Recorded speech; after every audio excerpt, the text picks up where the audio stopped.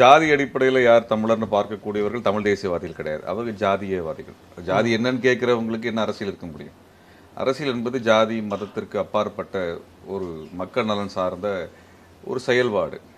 அதில் ஜாதியை அடிப்படையாக அளவுகோலாக வைத்தார்கள் என்றால் அவர்கள் அந்த அரசியலுக்கு எதிரானவர்களாகத்தான் இருக்கிறாங்க. தமிழ் தேசியம் என்பதனுடைய வரையறையை தோழர் தமிழரசன் தெளிவாக வரையறுத்து சொன்னாங்க.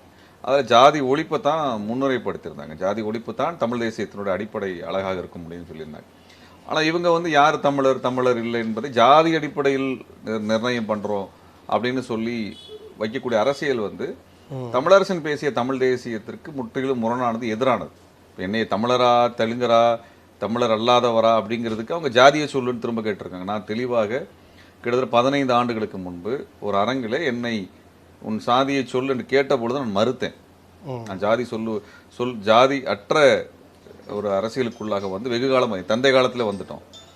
நாம் அவருடைய ஜாதி அரசியலுக்குள்ளாக செல்றதுல எங்களுக்கு எந்த விருப்பமும் கிடையாது. நான் ஜாதி சொல்ல வேண்டிய அவசியமும் கிடையாது. அதுக்கான தேவை இருக்கிறதா எனக்கு தெரியல. அதை அவமானமாக நான் பார்க்குறேன்னு சொன்னதுனால என்ன அவங்க தமிழர் அல்ல என்று தொடர்ச்சியாக பேசிட்டே இருக்கிறாங்க. இது அவர்களுடைய அரசியல் தோல்வியினுடைய வெளிப்பாடாக தான் பார்க்க. நாங்கள் நடத்தக்கூடிய எந்த போராட்ட வீச்சு அளவு கூட ஒரு போராட்டத்தை நடத்தினதில்லை.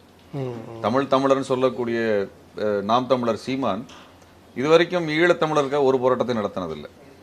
எந்த போராட்டத்தையும் நடத்தினதில்லை. அந்த சம்பவத்தை, அந்த இனப்படுகொலையை வாய்ப்பாக பயன்படுத்தி கொண்டு தன்னுடைய லாபத்திற்காக அந்த வேலையை செய்கிறார். இன்றைக்கு வரைக்கும் இந்திய அளவில் திரும்பி பார்க்கக்கூடிய போராட்டத்தையோ, தமிழ்நாடு அளவில் ஒரு மிகப்பெரிய போராட்டத்தையோ, இலங்கை அரசை கண்டிக்கக்கூடிய எழுச்சியான போராட்டத்தை அவர் நடத்தினதே கிடையாது. அவரை நடத்தவே மாட்டார். அவர்